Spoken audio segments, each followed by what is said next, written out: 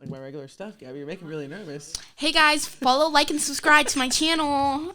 See how easy this should be? Hey guys. All right, let's get this thing started.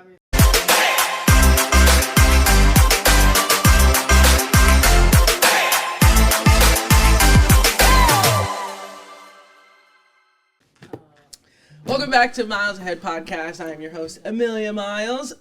You can see a little thing over here to my right. We'll get to her in a little bit. But I want to thank you guys for all the love and support that you've been giving me over these past couple of weeks. It's been amazing. And as you can tell, I'm kind of comfy right now. And some people are like, "Ooh, Amelia, you look a hot mess." Honestly, this episode is all about self-care, mental health, and like the way you look. But I feel the most confident, especially when I'm able to throw on a comfy little pullover, and it's from Vera Bradley. Look at me getting a little local, nothing crazy. Anyway, last week's episode was CJ McCarter and Zach Latham.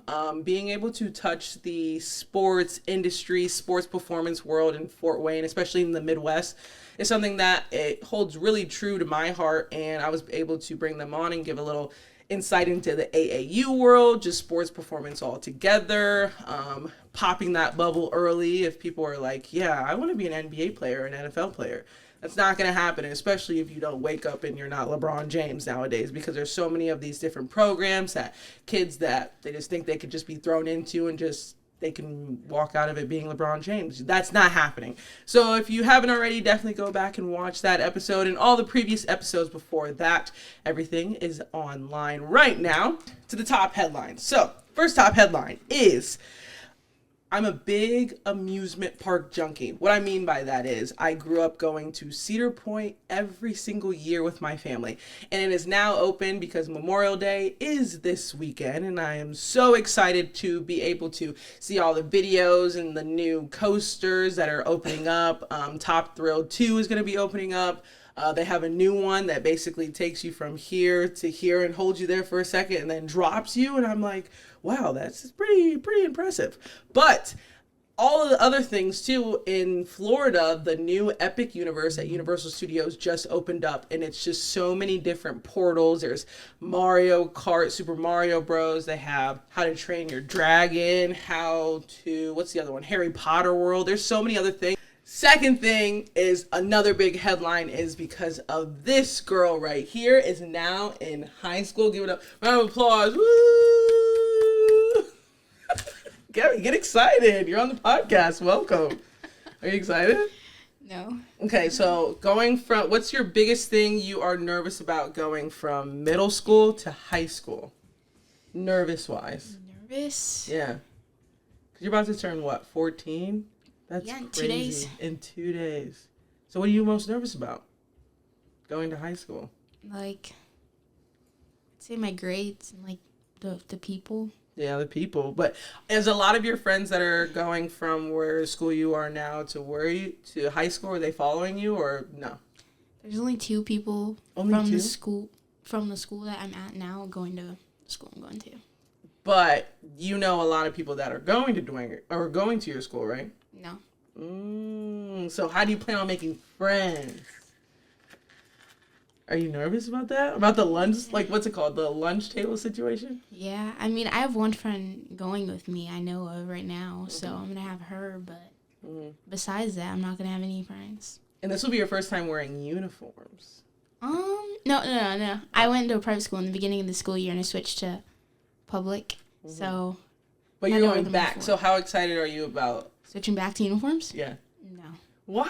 It's an easy thing. You lay your things out and everybody looks the same. You're never judging. Because they make you look weird. I look like a little boy.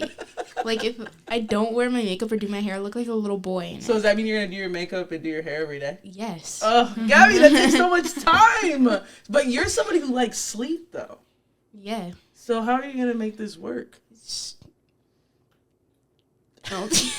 Wake up earlier? Yeah, right. Yeah. Or just argue with your mom in the morning. Oh my gosh. Argue with your mom more in the morning. Yeah. Oh my gosh. Yeah, you're going to give me a headache. Okay. You are like my TikTok sister because every time I see you, I always get dragged into a TikTok trend. And then it's always just you like show me things like this is funny. I'm like, Gabby, I don't know what side of TikTok you're on, but I'm on the complete opposite side of TikTok. But we did come across a prank where you have someone, which is specifically a guy in this case, calling another guy to say goodnight.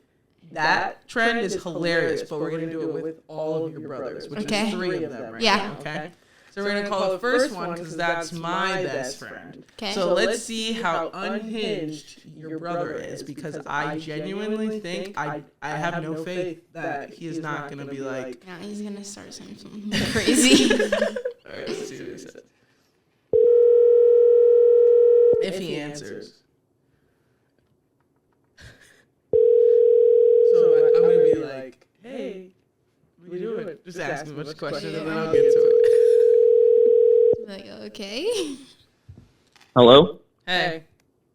You all right? Yeah, I'm good. Can't call you? Yeah, but it's 9:55. I didn't know you were keeping track of time. Huh? Yeah, no, I just wanted to make sure you were okay while I answered. Oh, no, I'm good. I was just seeing what you were doing. Laying in bed. Oh, lay in bed? Is Schaefer asleep? Yeah, I think so. Oh. Well, I was just calling to tell you goodnight. I thought I heard Gabby in the background. Gabby? No, she's in bed. I'm upstairs. Oh. Interesting. Yeah, I can't tell my best friend goodnight? No, you can. Just call me a little bit earlier next time. You freaked me out again. Okay, well, you have a good night. Sweet dreams. All right, goodbye. Sweet dreams.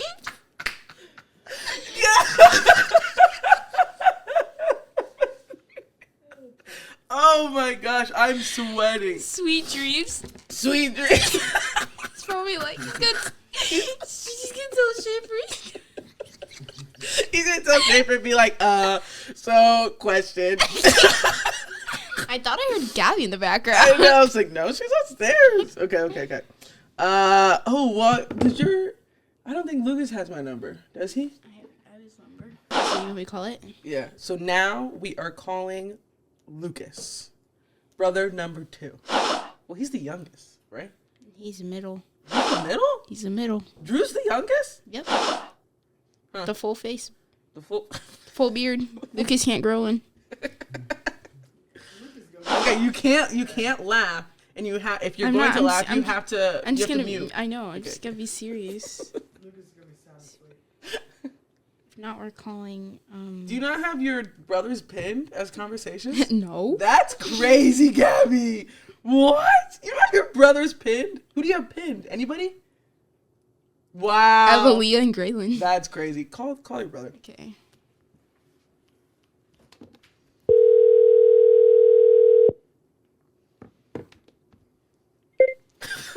Hello? Hello. What's up? What are you doing? Laying in bed, what are you doing? Nothing. You're not doing nothing? No, I just want to call you to tell you good night. Oh my gosh, why are we doing this? Who are you with? What are you talking about? Are you with Graylin or Aaliyah? Graylin and Aaliyah aren't with me. I don't know what you're talking about. Oh, you're just calling to tell me good night? Yeah. Can I not do that? A loving sister can't call their brother? Like... You never call me. I do. Like, sometimes... It's like the first time you called me in like 3 months. Gabby, that's well, I love you too, good night. Oh, so like, you don't want to talk to me? I just want to tell you good night. Yeah, good night. I love you. Okay, bye. Bye.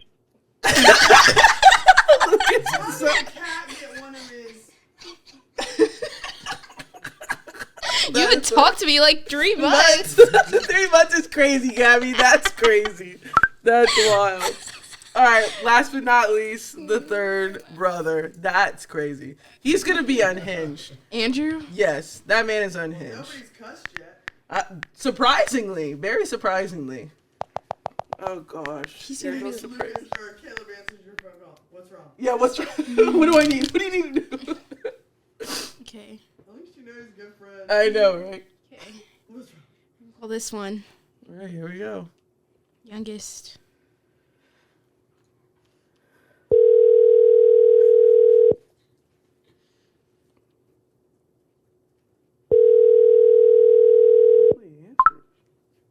My Snapchat. Hello. Hi. What's up? Nothing. What are you doing? In bed? Oh, okay. I just want No, what's up? no, nothing. I just want to call you to say goodnight. Is everything okay? Yeah. Okay. Okay. Just checking. You don't normally call me. I do. You never call me. Oh, well, I just want to say goodnight. Okay, good night. Good night.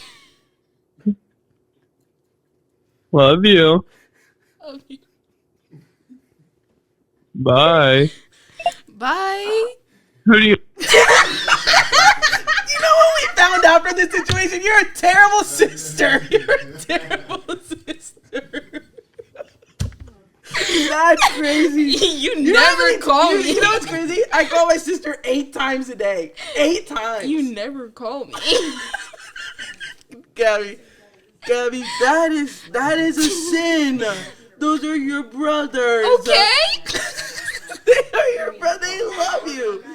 Oh, significantly. What? What's the youngest one? What is OC? Like 20?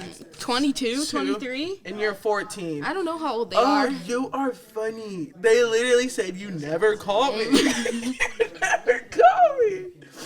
But okay. I also wanted to bring you on because I feel like going to high school, about to turn 14, I'm gonna have the viewers look at you and they're gonna be like, wow, she's gonna be rock star in high school. And you're gonna give all the advice to all the cool kids. And yeah. Anything else you want to say to the Miles Ahead podcast? Are you excited to be here? Yeah. Gabby, I need more words than this. Are you excited to leave middle school behind? Yes. Any advice to some heartbreakers out there? Mm-hmm. What? Your life isn't yours if you always care what people think. Ooh!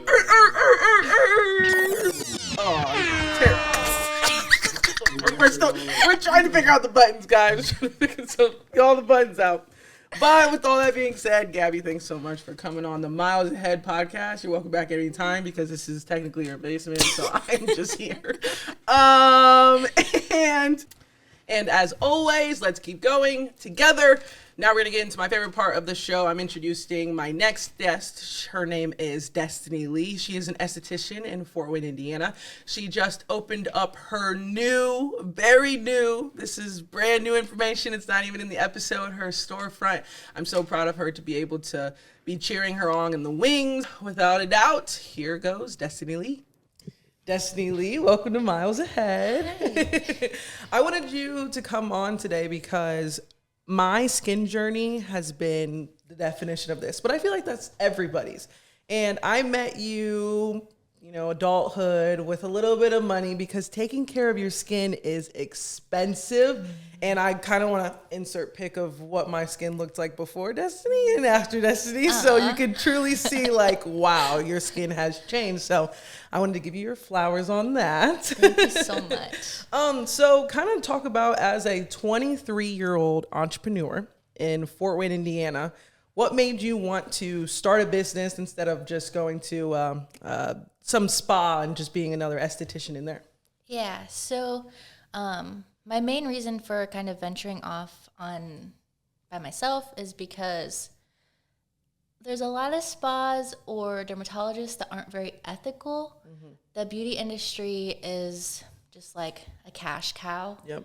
And a lot of people take advantage of that, which is really sad because your skin, like, it's such a vulnerable thing. Mm-hmm. And so I see a lot of times, I have a lot of clients that will come in just like so upset because they were just thrown on a medicine or a topical gel that just really causes more harm than good. Mm-hmm. And I struggled myself with acne. Mm-hmm. And so that's really kind of why I specialize in acne, is because I needed to find something to fix my problems. And so I was like, whoa, I can do this for everybody else too.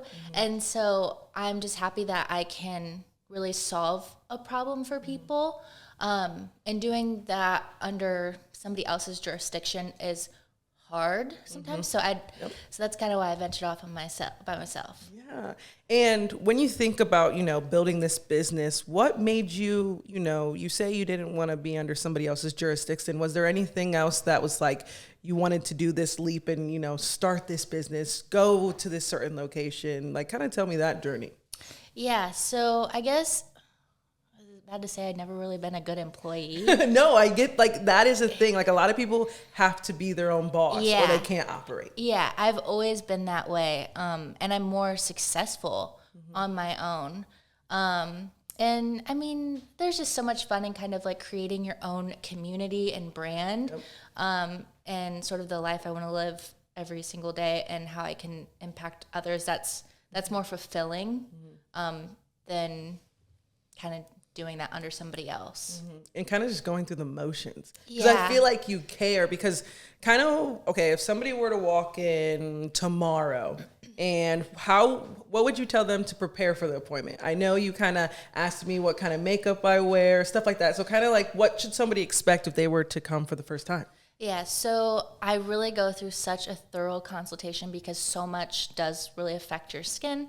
So we go through everything that you're using on your skin already. We'll go through your supplements that you're taking, the medications that you're taking, your diet, your daily stress levels, your work environment. So really just be prepared to give me all of that information. But of course, if people forget, they can send me photos after or whatever. And so when you think about, the business owner and you're 23, which is crazy to me, but I feel like that number is getting younger and younger, especially with entrepreneurs in our area. What has been like one of the biggest challenges running your own business?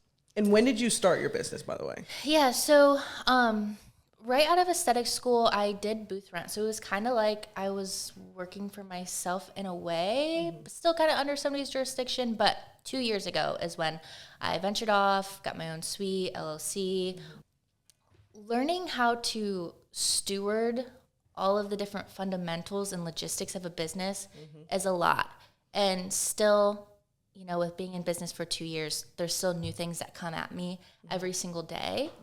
But I think that one of the biggest things I went through last year that was like a pivoting point for myself was I didn't know how to separate my identity from the business. So yeah, that's something I had to really work through.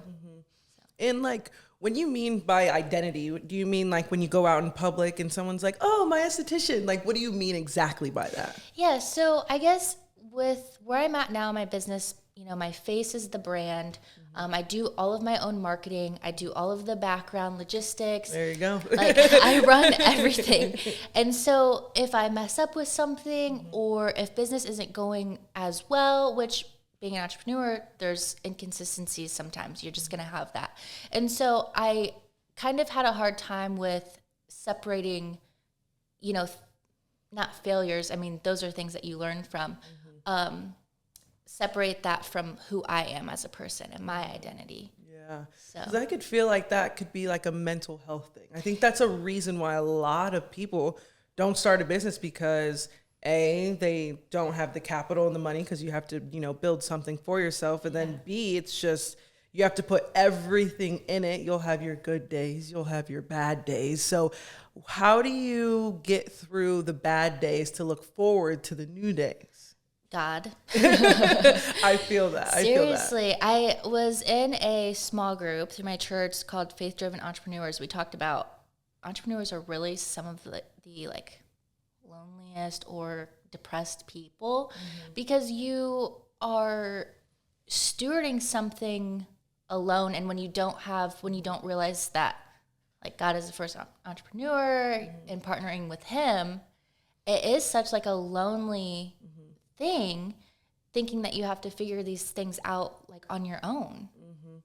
So do you have a mentor in this business, or kind of was this just all on your own and then you would, turn to God, or what, or was there somebody that stuck out the most to you that helped you get through a lot of this stuff? Yeah, so throughout my career, I have had, several different people that I've leaned on for advice, and that helped me grow in a lot of ways, whether, deciding if I want to kind of follow that advice or take that and do my own thing. And so, but I think that it's very important as an entrepreneur to, yes, have mentors throughout the process, people you can lean on. And a lot of the people, like my website designer or my tax guy or my lawyer or just all those people, I'm always running to them for advice for things too, because I don't know how to do all that stuff. Yeah, if someone were to sue me, I would be stuck. I Yeah. would be like, okay. Crazy.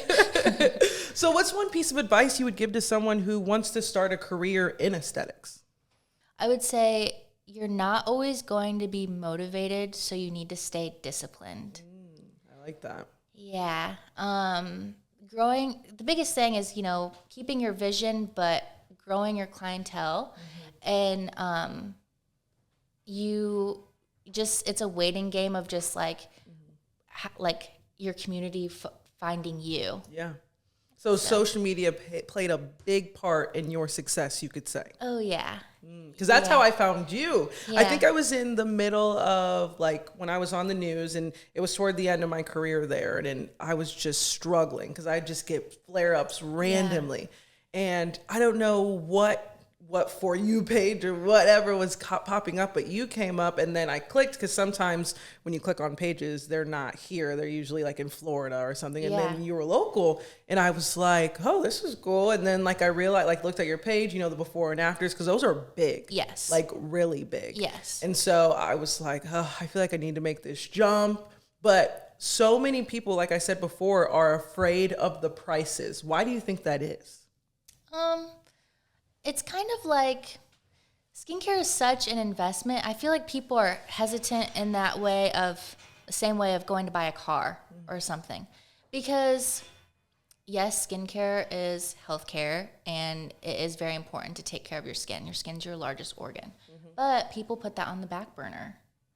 And so some may not always be, open to making that sort of investment, but it's so much more affordable to, prevent now than correct down the road. You're not wrong. That You're gets not pricey. wrong. And I feel like hearing from you and a lot of other estheticians that take to social media and they truly explain why you should wear SPF, why you should wear retinol now, stuff like that.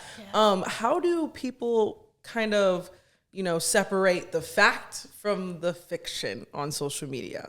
Yeah. So social media is like the dark web for skincare. Yep. Okay. TikTok and, all the influencers that are just kind They of get paid to say something nice. I'm not kidding. People get paid like $70,000 For one post is crazy. It's insane.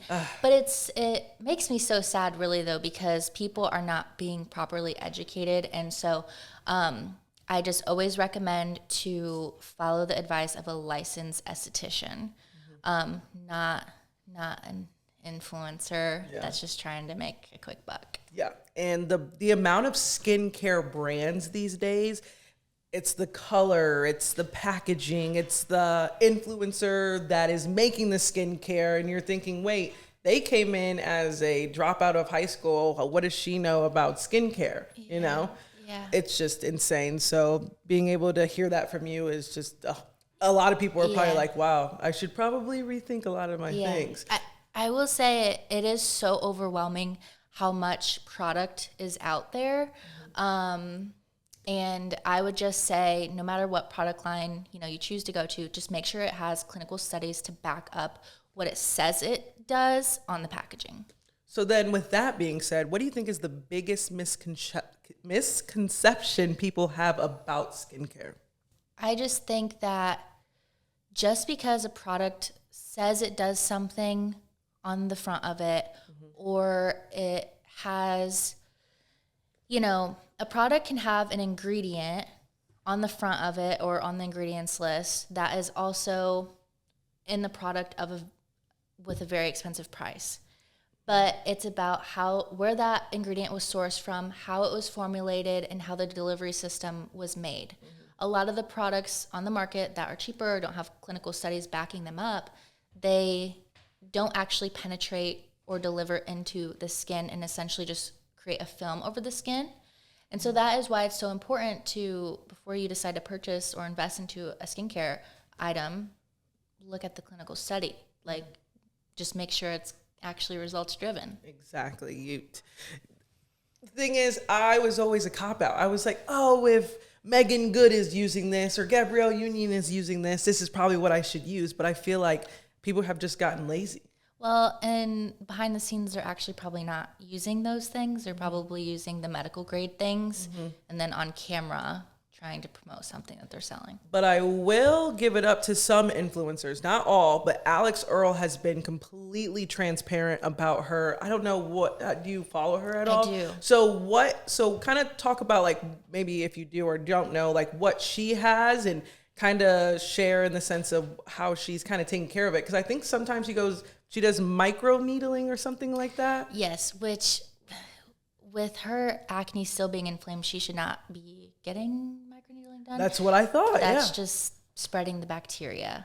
I've literally tried to message her or comment on her post, being like, "Let me be your esthetician." Because the stuff that she's doing isn't helping her. Yeah, it looks like, because even when she started to where she's now, like I saw like how inflamed she was literally right after Ultra or something like that, and I was like, wait. What? I was like, it looks like it got worse. Yeah. Because I understand, you have flare-ups, you have things that go wrong, but like that looked like it was consistent. Yeah. Dang. Yeah. Can't be me. I was like, because like when I get to that point in my, journey of acne, I just start plowing on makeup just to cover it. And I guess you're not supposed to do that. Right. And if you're wearing acne safe makeup, in moderation, that is okay. And things may change along the lines of your treatment plan. Everybody's different. But really just trying to let oxygen get into the skin. So it does speed up your recovery time. Yeah. And so if somebody's watching this and they're thinking, well, what should I use? What are some 3 must-haves they should have in their skincare routine every day? Yeah, so I always recommend a vitamin C or a pigment inhibitor into your routine.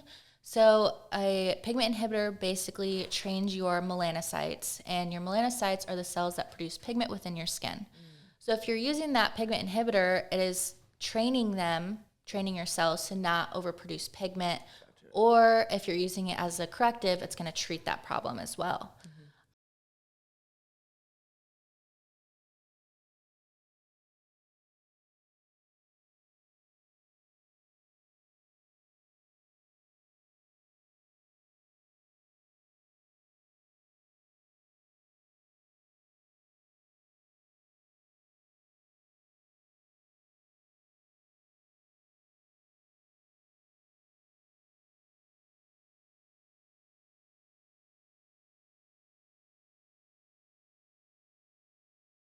I also recommend using a retinol.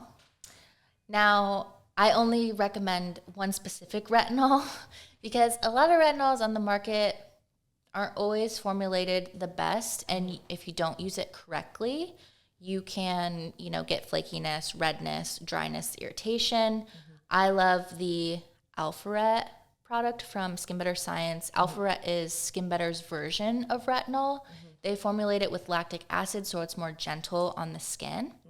And then, first and foremost, SPF. That is the biggest. A lot of people forget that. A lot of people forget that. And they put it on the back burner, and I kid you not, it is the #1 product for anti-aging. Interesting. Yes.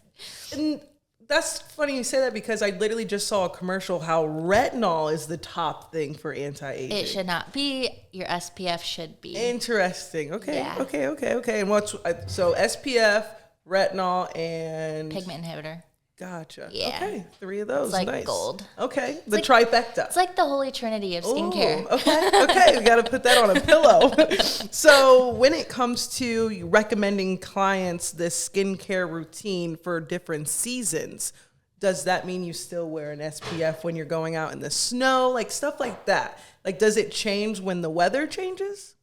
Yes, but SPF is year round. Even if, the UV is at a 0, your SPF is still going to protect you from your skin overheating or free radicals or your phone light.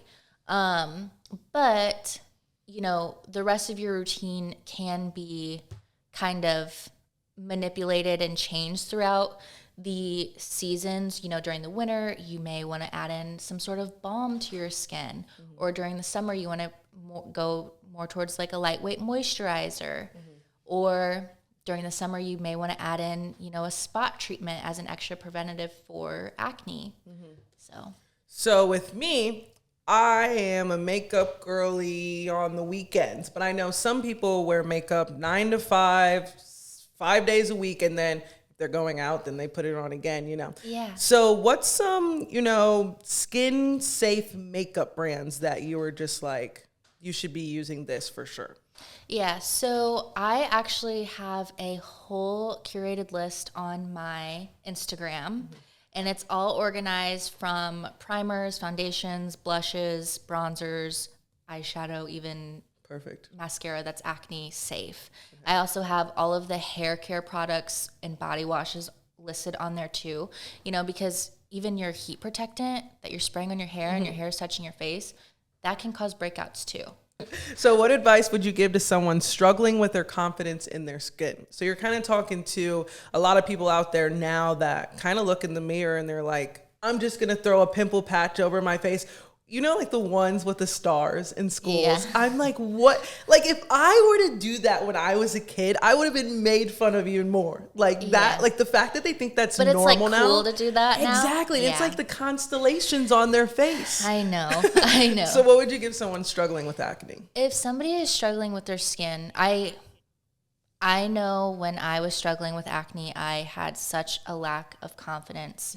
I felt so bad about myself, which is why I have so much compassion for others that are struggling with it. But your skin does not define who you are. You are a beautiful person, and you are so precious, and you add so much value to this world. And what you look like does not define who you are. So where can listeners find you and book with you, stuff like that? Yeah, so you can always find me on Instagram, Desi Esthetics, or my website is destinylee.com. Perfect. And if someone's coming to you for the first time, do they book, like, is there a certain thing they have to book or stuff like that? I always recommend booking a consultation, and we can potentially do facial or treatment the same day. Perfect. And any final words of encouragement? Anybody watching from here? Anything you missed? A myth that you want to debunk in terms of a different makeup brand, a skincare brand, just to say no to? Anything like that? A little catchy little clip? I would say I will leave you with your purpose is bigger than the fears that limit you. And why do you think that sticks with you? That sticks with me because when you limit yourself, you limit what God can do in your life. I love that. Yeah. Destiny, thank you for coming to Thank Miles you for Ahead. having me.